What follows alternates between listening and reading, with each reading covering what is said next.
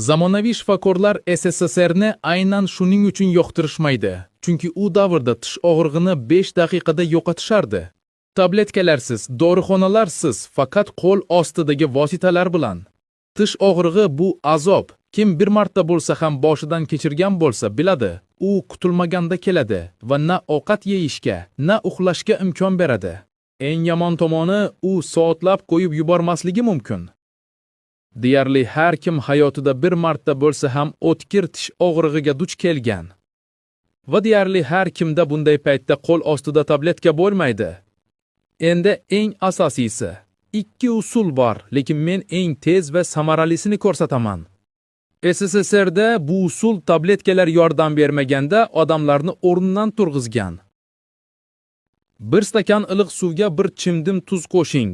So'ngra 1 osh qoshiq vodorod peroksidini qo'shing.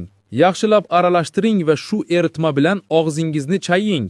Natijani darhol his qilasiz. Tish og'rig'i 5 daqiqada yo'qoladi.